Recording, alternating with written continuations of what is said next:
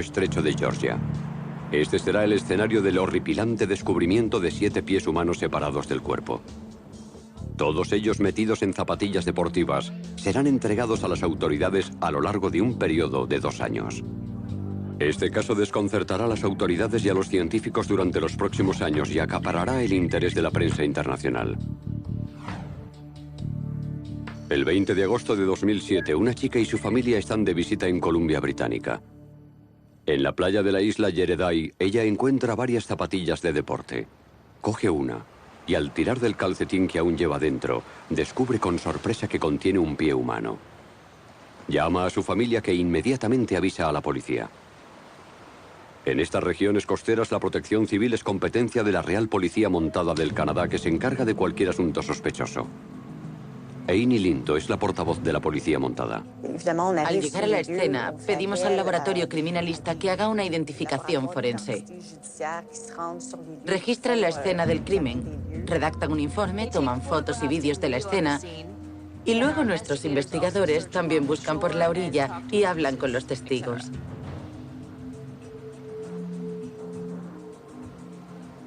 Pero la policía no encuentra el otro pie ni el cadáver de una víctima que les ayude a comprender cómo ha llegado ese hasta allí.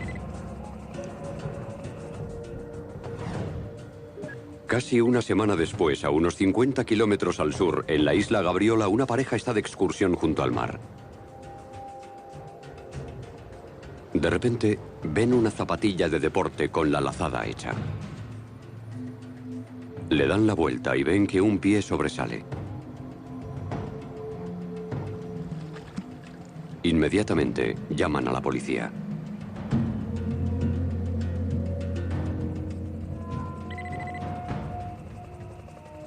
En la rueda de prensa, la Real Policía Montada informa de lo poco que se sabe en ese momento. Se han encontrado 2 pies derechos metidos en zapatillas de deporte de hombre del número 46. Según los investigadores, hay muy pocas probabilidades de encontrar 2 pies de la misma talla. La policía anima a la población a contactar con ella si tienen información sobre el caso. La historia se divulga rápidamente por los medios de comunicación y la imaginación del público estalla.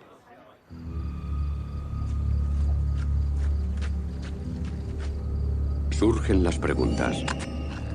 ¿A quién pertenecían los pies? ¿Cómo han acabado en esas islas? ¿Cómo se han separado del resto del cuerpo? ¿Están relacionados con un solo suceso, como un accidente de aviación o de navegación en el mar? O peor aún, ¿pueden ser de las víctimas de un crimen cuyos cadáveres han sido descuartizados y arrojados al agua? Recibimos una docena de llamadas, pero la mayoría eran teorías sobre lo que podía haber pasado. La gente parecía tener una fascinación morbosa por el origen de esos pies.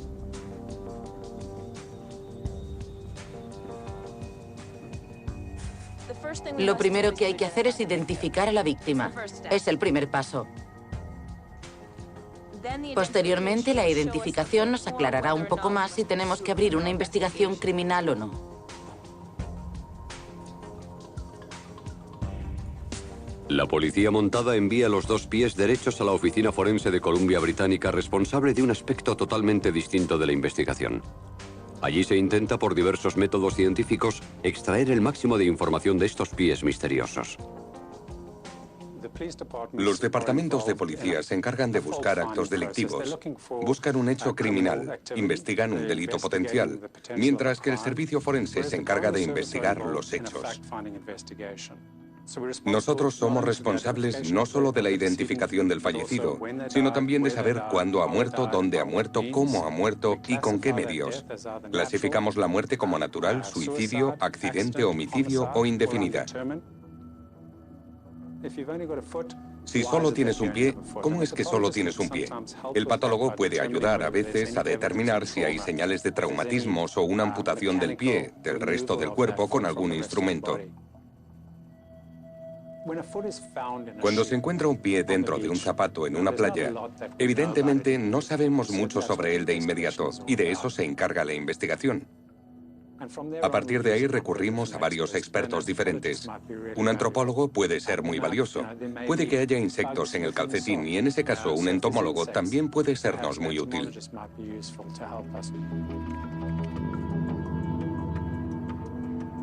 La rapidez con que se descompone un cuerpo depende de dónde se encuentre y de qué organismos le ataquen. El forense recurre a los servicios de la doctora Gail Anderson, que investiga sobre la descomposición humana. Llevo más de 20 años trabajando como entomóloga forense.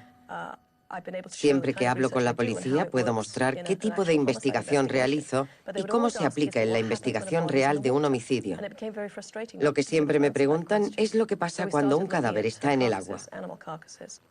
Es muy frustrante no poder responder a esa pregunta. Al principio estudiábamos cadáveres de animales, primero en agua dulce y más recientemente en un entorno marino. En entomología forense siempre hemos usado cadáveres de cerdo, cuya descomposición se considera muy similar a la humana. Obviamente es mucho más complicado utilizar cadáveres humanos y los de cerdo son un buen sustituto. Tienen más o menos el mismo tamaño que un torso humano adulto, que es donde se produce el mayor grado de descomposición en los humanos, además de la cara, la cabeza y el vientre. Un cerdo, si es del tamaño adecuado, reproduce eso mismo a grosso modo.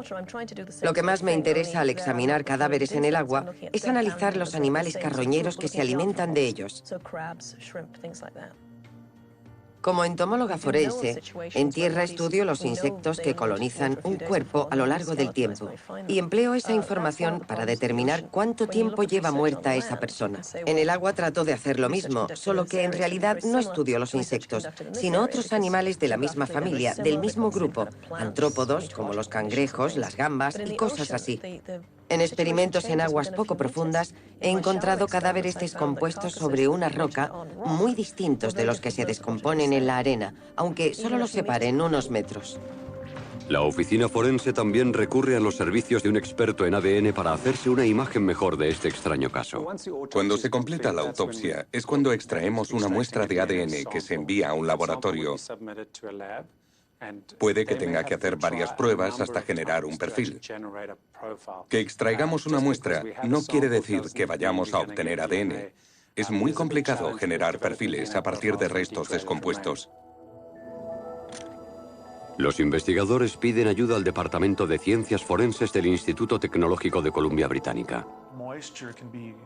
La humedad puede dañar el ADN porque facilita el crecimiento de microbios, bacterias y hongos, permitiendo que penetren en la muestra y segreguen unas enzimas llamadas nucleasas, que son las que lo estropean y lo hacen inutilizable.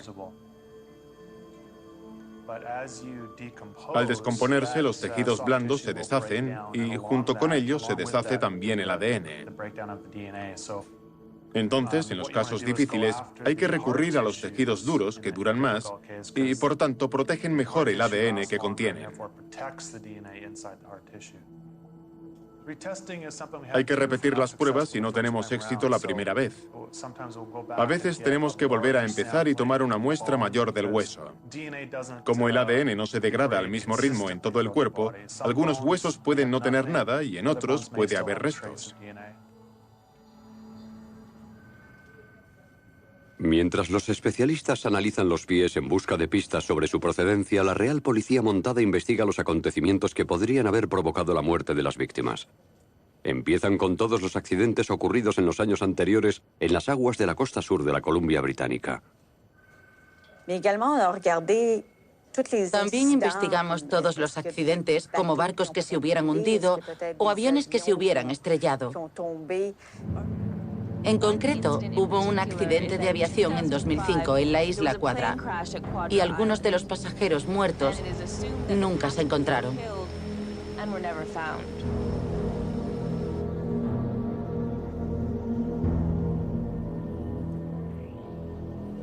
En 2005, 5 hombres suben a un hidroavión para lo que debía ser un viaje rutinario a un campo maderero en la costa de Columbia Británica, Canadá. Despegan de Campbell River entre la niebla matutina y desaparecen para siempre. Durante 2 días, voluntarios y autoridades buscan con barcos y helicópteros, pero no encuentran nada. Al tercer día, el cuerpo de uno de los pasajeros es depositado por el agua en la isla de Quadra.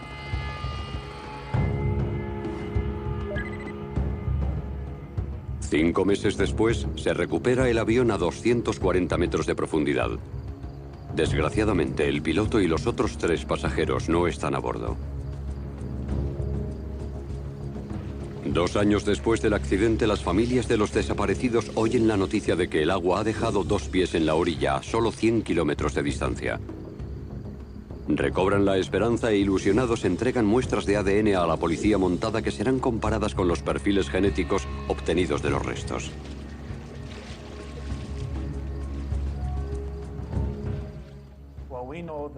Sabemos que en un perfil genético podemos ver una coincidencia con los padres. Si empleamos el perfil de un hermano, estadísticamente es muy probable que se compartan algunos elementos, pero no necesariamente. Así que servirse de los hermanos complica mucho las cosas, sobre todo si solo se tiene un hermano. Es un poco mejor si hay varios, porque se puede sumar toda la información. ¿Demostrarán las pruebas alguna relación entre los pies encontrados en las islas de Jereday y Gabriola y las víctimas del accidente? En agosto de 2007, en el estrecho de Georgia, en la Columbia Británica, Canadá, 2 grupos de turistas encuentran por separado unos zapatos que contienen pies derechos humanos. Solo 50 kilómetros separan las 2 islas donde se han hecho estos horripilantes descubrimientos. La Real Policía Montada de Canadá colabora con la oficina forense. Se ayudan de diversos expertos para explicar los hallazgos.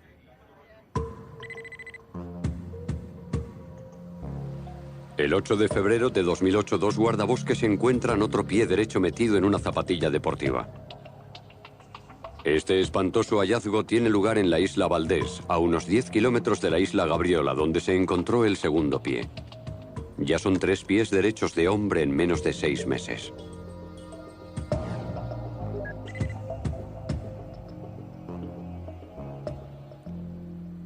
Después de encontrar el segundo pie, nos entró la curiosidad. Quizá era una coincidencia, pero después del tercero, la curiosidad aumentó aún más. Era un poco extraño. La policía abrió una investigación un poco más coordinada. Pero no es extraño encontrar partes de un cuerpo. Es decir, no es algo que nos sorprenda. En concreto, en la unidad que yo dirijo, en el 60% de los casos hay cadáveres incompletos. Encontrar cuerpos incompletos no es extraño. Pero los pies y los zapatos fueron hallados en un corto lapso de tiempo.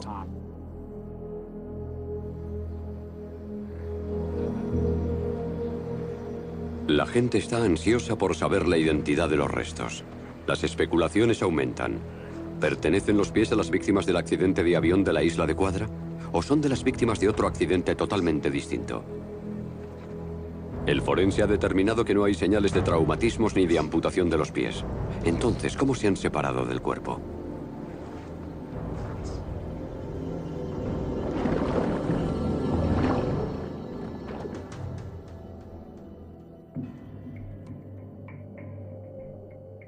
Es muy natural que un cuerpo se disloque al descomponerse. En primer lugar, por los carroñeros que se alimentan de los tejidos, que lo mantienen unido. Se comen el cartílago y descoyuntan el cadáver completamente. Si una parte de ese cuerpo está pegada a algo que flota de forma natural, como por ejemplo una zapatilla de deporte, es normal que suba a la superficie, como lo haría un cuerpo hinchado, y luego puede ser arrastrado hasta la orilla por las mareas y las corrientes. A pesar de todo esto, los investigadores necesitan saber cuándo murieron las víctimas y cuándo fueron arrojadas al agua. Pero el agua puede afectar a la descomposición de un cadáver de muchas maneras. Sin duda, la temperatura afecta a la descomposición del cadáver, tanto en el agua como en tierra firme. En general, la temperatura del agua es mucho menor, y más en la región de Vancouver, donde está muy fría, con una temperatura constante de alrededor de 9 grados centígrados. Las zapatillas deportivas pueden tener un intrigante papel. Las suelas de goma actúan como flotadores, manteniéndolos a la deriva y protegiéndolos de los pájaros carroñeros y de los rayos ultravioletas del sol. Cuando se descoyunta la articulación, el pie puede flotar libremente hasta la superficie. En este caso concreto, todos hemos visto que el calzado durante la última década tiende a ser cada vez más ligero, sobre todo el deportivo, así que los pies estarían protegidos y posiblemente flotaron hasta la superficie. Si la densidad del zapato es lo suficientemente baja, puede estar en la superficie eternamente. Como los pies están en avanzado estado de descomposición, es muy probable que hayan permanecido mucho tiempo en el agua. Debido a ello y a la posible contaminación de los pies, quizá no se puedan extraer perfiles genéticos completos. A medida que la tecnología se hace cada vez más sensible, es más fácil contaminar las muestras. Cualquiera que toque un hueso, por ejemplo, puede contaminarlo con su propio material. Simplemente tocándolo, respirando sobre él, estornudando. Controlar esa contaminación es una de las mayores preocupaciones y uno de los motivos por los que se tarda tanto en extraer ADN de esas muestras. Hay distintas formas de limpiar las muestras. Se pueden pulir, se pueden enjuagar en agua y etanol, y antes de pulverizarlos, los sometemos a una intensa luz ultravioleta. La lejía es un método barato y eficaz de descontaminar las pruebas. Así podemos deshacernos del ADN que no queremos. Pero la investigación depende de que se puedan obtener muestras de ADN. Una vez identificada la víctima, podemos ver su historia. Es decir, si había salido a pescar, si iba en barco, si se ha caído al agua o si estaba implicada en el crimen organizado, una banda, etc.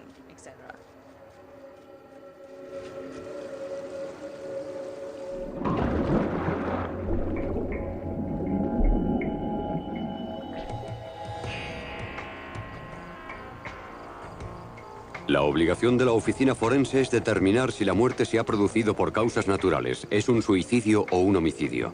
En casos como el de los misteriosos pies, eso presenta una gran dificultad. No solo hay que basarse en lo que pueda aconsejar el patólogo, también en lo que te dice la escena del crimen y en lo que sugiere la historia.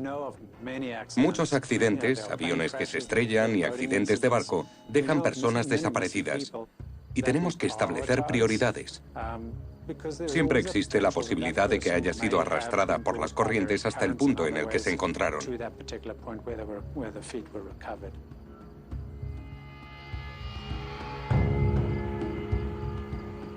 La alta tasa de suicidios es otra consideración importante para resolver este misterio.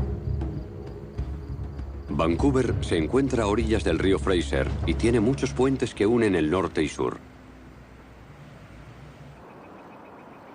A lo largo de décadas, muchas personas han decidido acabar con sus vidas saltando desde ellos para morir.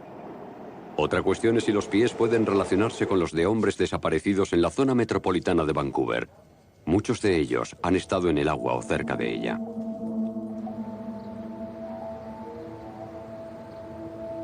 Uno es John Kayler.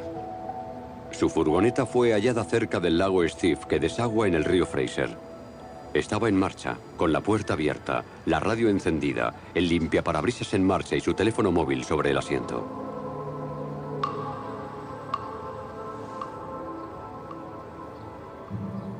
A lo largo de la investigación, revisamos todos los archivos de personas desaparecidas de la provincia.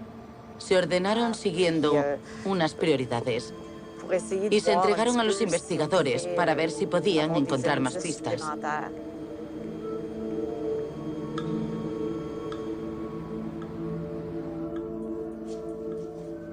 Pero el misterio de los pies separados del cuerpo sigue sin resolverse. Los investigadores comparan las pruebas que han reunido con la base de datos de personas desaparecidas en busca de pistas. Pero eso no es tan fácil como suena. Te puedes hacer una idea de lo difícil que es este problema. Cuando aparece un pie en la orilla, hay que entender que hay unos 200 restos sin identificar en el Servicio Forense de Columbia Británica. No sabemos de quiénes son, y hay unas 2000 denuncias de desapariciones solo en la provincia de Columbia Británica. Hay que comparar esos 200 restos sin identificar con las 2000 personas desaparecidas. Todavía no se ha extraído el ADN de todas esas muestras, así que cuando se añade a esta combinación un solo hueso o un solo pie, el problema a resolver es enorme. Solo las comparaciones de ADN pueden retrasar meses e incluso años la investigación de los hechos. ¿Pero se verán recompensados sus esfuerzos con una coincidencia?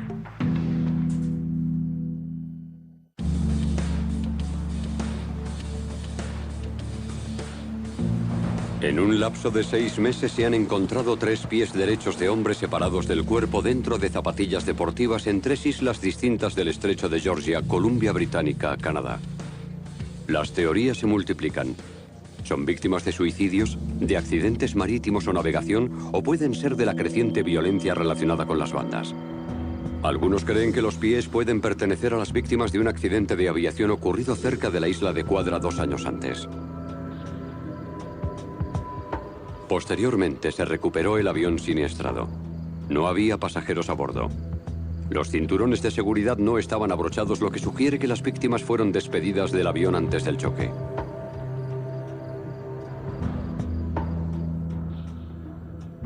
Las únicas esperanzas de las familias residen en las comparaciones de sus ADNs. Una vez limpiados los huesos de los pies, pueden empezar la extracción de muestras para generar perfiles genéticos. La calidad del proceso de obtención de ADN depende de la tecnología. Sigue siendo un proceso muy laborioso obtener ADN de una muestra ósea. Hay que pulverizarla con mucho cuidado hasta que tenga la consistencia de la harina para facilitar al máximo el acceso al ADN que contenga. Lo hacemos utilizando un molino criogénico. Lo introducimos en una cámara hermética y esterilizada con un martillo metálico que va dentro de un instrumento especial. Se sumerge en nitrógeno líquido y luego el martillo de acero golpea la muestra hasta pulverizarla a una temperatura muy baja. La tomamos y hacemos un análisis cuantitativo para ver si contiene ADN humano. Si lo hay, pasamos al tercer paso, la amplificación. Usando la técnica de reacción en cadena de las polimerasas, podemos amplificar las regiones que nos interesan para la identificación. Lo llamamos electroferograma, pero es más sencillo decir perfil genético. Es como una serie de picos de colores en un trozo de papel. Esos picos que acabo de mencionar se traducen en números. Aparte de los restos humanos, las únicas pruebas son las zapatillas. ¿Qué pueden averiguar de ellas los investigadores? Preguntamos a los fabricantes de los zapatos para averiguar de dónde procedían y dónde y cuándo se habían distribuido, para establecer el lapso temporal en el que podrían haber desaparecido las víctimas.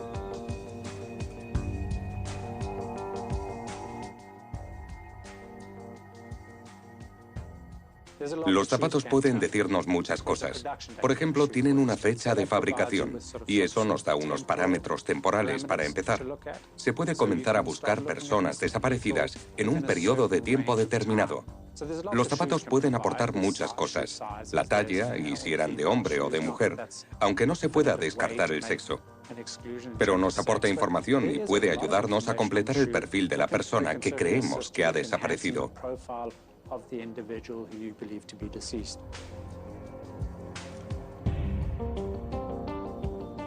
Los investigadores dan los números de serie de los zapatos a los fabricantes, quienes les dicen dónde han sido fabricados y distribuidos. 2 de las zapatillas se vendieron en Norteamérica, mientras que la tercera se vendió en India. Esta información permite a los investigadores delimitar la búsqueda.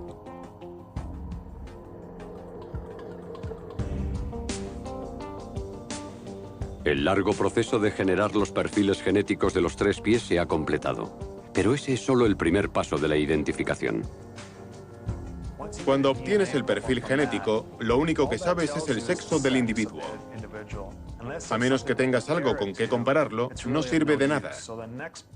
La otra mitad de la investigación es encontrar algo con qué compararlos. Emprenden la difícil tarea de revisar cientos de archivos de personas desaparecidas con los criterios que han conseguido, como el sexo, la fecha de fabricación de las zapatillas o el lugar y la fecha en que fueron vistos con vida por última vez. A partir de esos resultados se hace una lista de personas a las que podrían pertenecer los pies. Entonces, se piden muestras de ADN a los familiares de las personas de esa lista para compararlos con los restos. Esa comparación puede hacerse contrastando la base de datos de muestras conocidas, o el investigador puede ir a hablar con la familia para pedirles muestras que comparar. O bien, se puede ir a la casa del desaparecido a por un cepillo de dientes o una cuchilla de afeitar para extraer el ADN y contrastarlo. Ahora tenemos bases de datos que nos ayudan a cribar un gran número de perfiles, pero al final todo depende de un experto, como yo, que tiene que analizar los dos perfiles, el del hueso y el otro, hacer un cálculo estadístico y dar una opinión sobre si es o no la persona fallecida que creemos que es.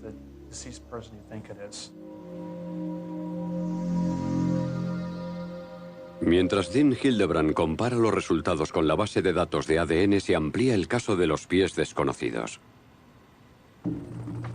22 de mayo de 2008.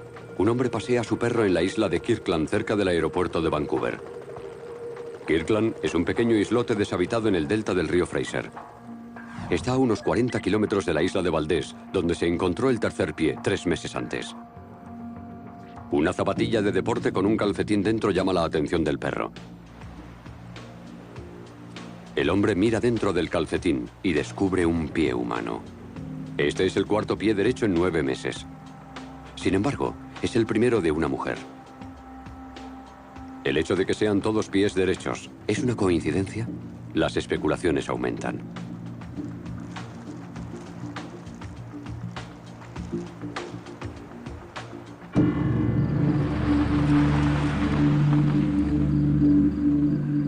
Surgen las teorías más descabelladas y diversas. ¿Es la obra de un asesino en serie cuya tarjeta de visita es un pie derecho? ¿Pertenecen los pies a víctimas de ahogamientos en el Océano Pacífico? ¿Podrían pertenecer a las víctimas del accidente de avión de Quadra?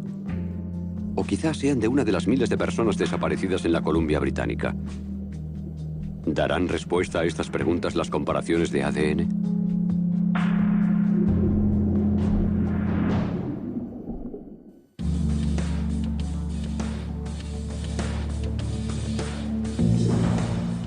En el estrecho de Georgia, en Columbia Británica, Canadá, se encuentran cada vez más pies separados del cuerpo. Los hallazgos dejan atónita a la población y desconciertan a las autoridades. Los familiares de las víctimas de un accidente de aviación, así como las de docenas de hombres desaparecidos, esperan los resultados de las comparaciones genéticas de los pies. Si la mujer muerta ha vivido una temporada en Columbia Británica, hay más posibilidades de identificarla que a los varones gracias al trabajo realizado por la Agencia de Oncología de la provincia.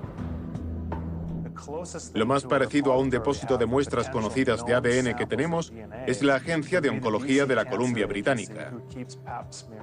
Tiene un registro de citologías vaginales de la mitad de la población. Hemos usado antes estas citologías para identificar restos óseos. Y muchos investigadores, bueno, ahora está mejorando, pero ellos saben que esas muestras se pueden conservar durante años y no tienen un origen conocido.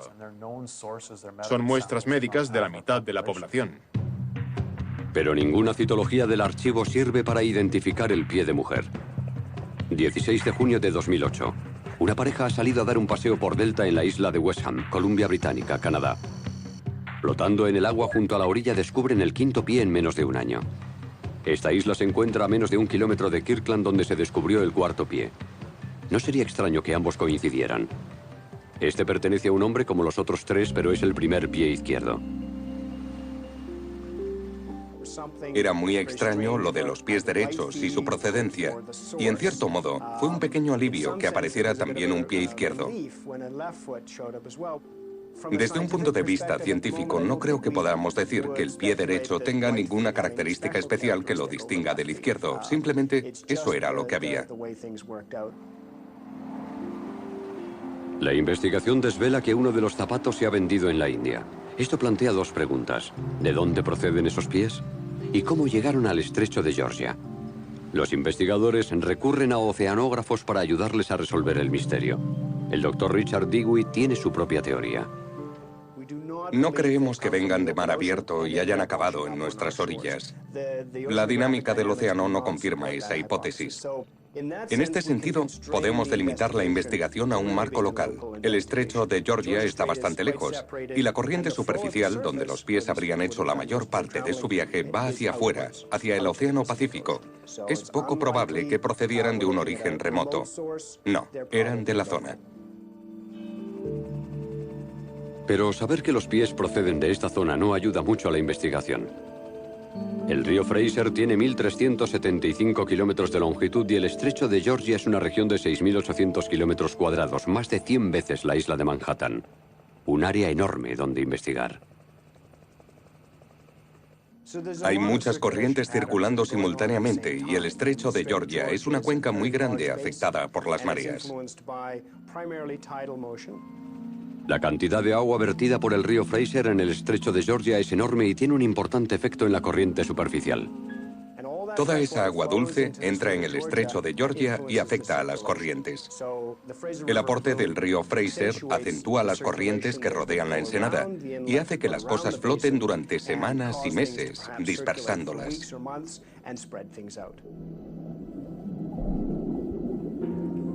Con un territorio tan extenso a investigar, determinar la procedencia exacta de los pies es casi imposible. El número de posibles escenarios es tal que es difícil delimitar la búsqueda.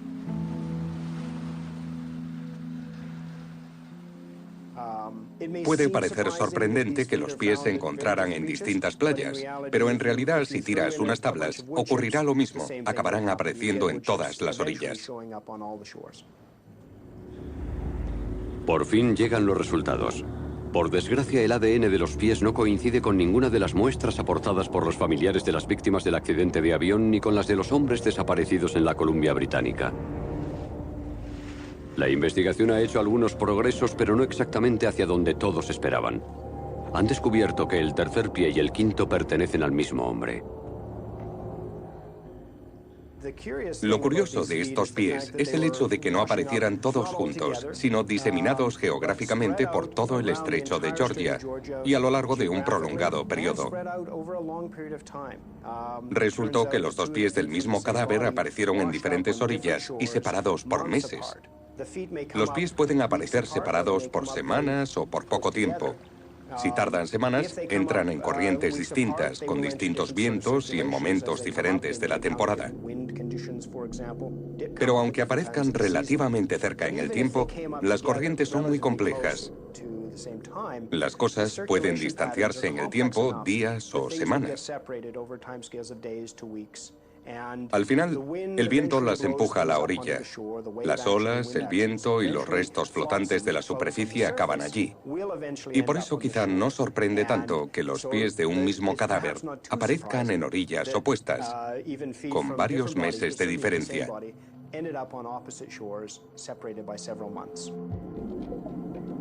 Otra cuestión que intriga a los investigadores es qué ha pasado con los cuerpos de las 4 víctimas. Gail Anderson estudia la descomposición utilizando la tecnología oceanográfica más avanzada, el Observatorio Oceanográfico Venus. Cuando se hace una investigación como la mía en el océano, el mayor problema es la accesibilidad. Obviamente hay que bajar cámaras, hacen falta buceadores, barcos. Esto limita mucho económicamente, pero también en cuanto a la seguridad. No puedo depositar cadáveres de animales a gran profundidad si hay que emplear seres humanos para bajar. Obviamente, las personas tienen un tiempo limitado ahí abajo por las inmersiones. Venus elimina todos esos problemas.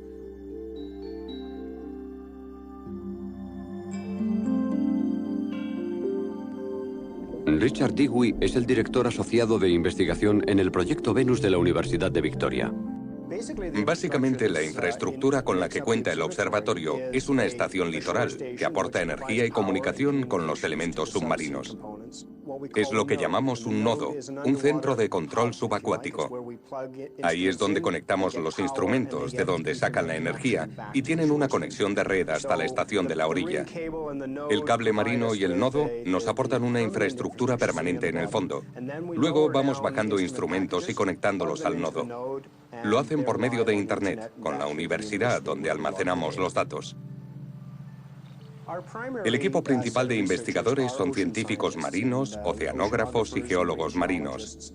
Personas que normalmente se relacionan con la investigación del mar. En cuanto montamos el observatorio y se supo que teníamos esta instalación enviando datos a la red, se pusieron en contacto con nosotros muchos científicos ajenos a las ciencias del mar. Está Gail Anderson, que es forense, y una serie de informáticos e ingenieros muy interesados en sistemas avanzados o en datos complejos.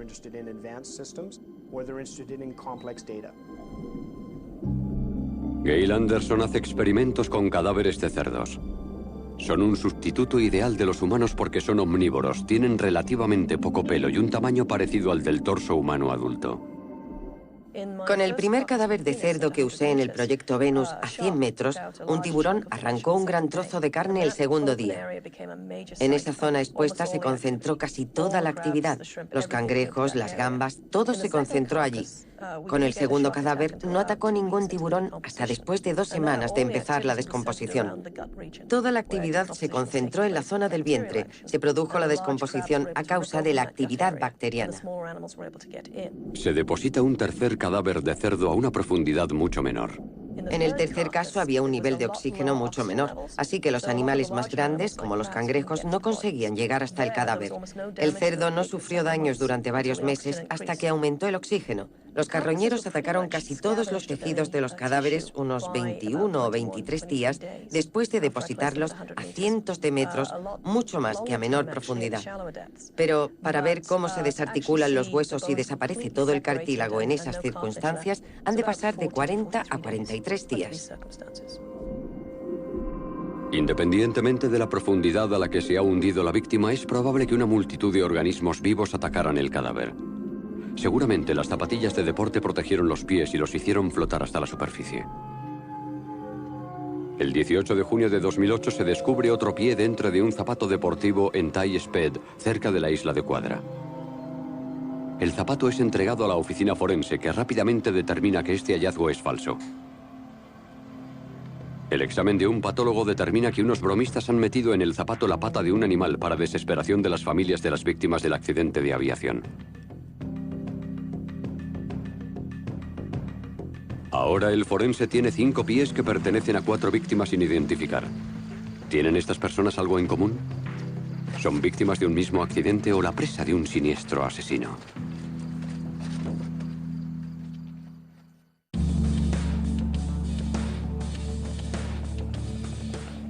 A lo largo de 10 meses se han encontrado 5 pies humanos metidos en zapatillas de deporte. Han sido hallados en las orillas del río Fraser y de las islas del estrecho de Georgia en la Columbia Británica, Canadá. Por 6ª vez, familiares de personas desaparecidas y de víctimas de un accidente de avión han visto cómo se desvanecen sus esperanzas. Lo que parecía un 6º pie ha resultado ser un cruel engaño. Cuando se monta un engaño así, después de emplear los recursos de la investigación, el tiempo de acudir a la escena de un crimen, de abrir un caso, se podría haber dedicado a hacer una identificación en otro asunto y a acabar con el dolor de una familia.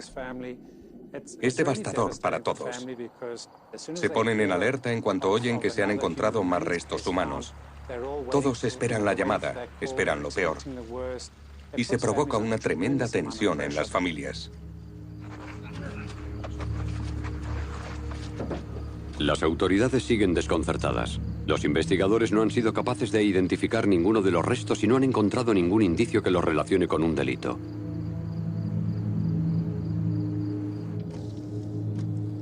El 10 de julio de 2008, casi un año después del hallazgo del primer pie, las autoridades dan otra rueda de prensa. Ofrecen los nuevos datos que tienen. Dibujos de las zapatillas deportivas, información sobre cuándo y dónde se fabricaron y dónde se distribuyeron. Para nosotros es muy importante utilizar los medios como una herramienta de la investigación para conseguir información importante. Podemos divulgar descripciones detalladas y con suerte alguien las reconoce y las asocia con alguien que ha desaparecido de su comunidad o de su familia. Los investigadores también aprovechan la oportunidad para concienciar a la población. Le piden a Dean Hildebrand que asista a la rueda de prensa.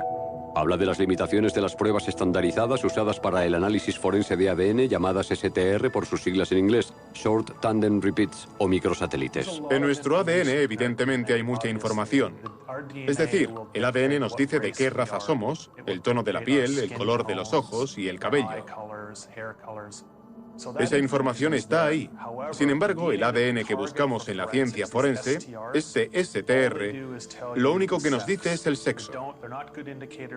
No indican bien la raza, ni el color de ojos o de pelo, la estatura, ni nada de eso. Se está trabajando en este campo para intentar descifrar esta información, por ejemplo, sobre el origen racial de una muestra de ADN o unos restos.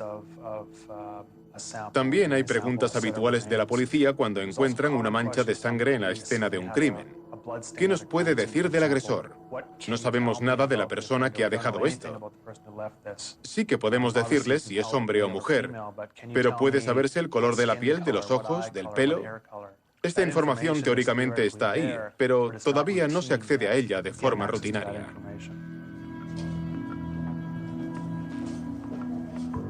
Tras la rueda de prensa surgen docenas de pistas. Una familia reconoce el primer zapato y se pregunta si pertenece a un familiar desaparecido. Esperanzados, llaman a las autoridades para ofrecerles información. La investigación avanza por primera vez. Nos dieron una muestra de ADN. El perfil que obtuvimos nos permitió identificar el primer pie como el de una persona desaparecida de la zona metropolitana de Vancouver. Nos contaron que era emocionalmente inestable.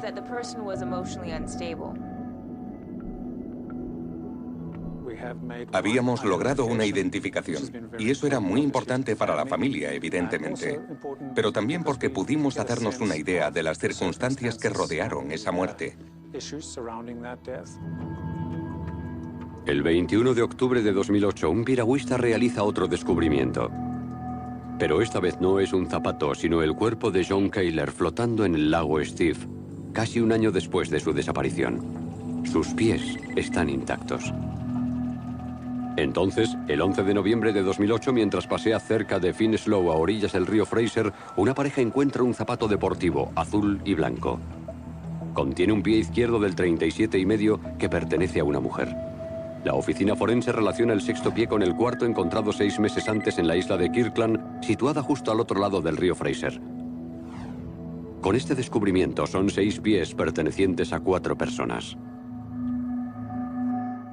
Al Instituto Forense llegan entre 7.500 y 7.700 casos cada año. De ellos, al final, nos quedan como mucho entre 5 y 10 que todavía estamos tratando de identificar. Considerando todos los que tenemos y remontándonos hasta los años 60, solo nos quedarían 200 restos humanos sin identificar. Mientras esto sea así, tenemos que seguir investigando. Creo que las familias pueden estar seguras de que hacemos todo lo que podemos, que usamos todas las técnicas, las antiguas y las más modernas, para hacer perfiles mejores. Y con suerte, todos estos esfuerzos se verán recompensados con una identificación.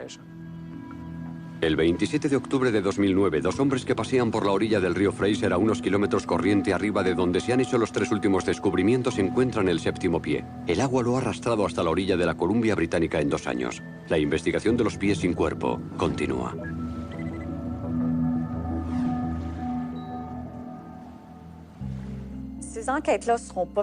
Estos casos no se cierran mientras no se identifique a las víctimas. Puede que estén abiertos para siempre.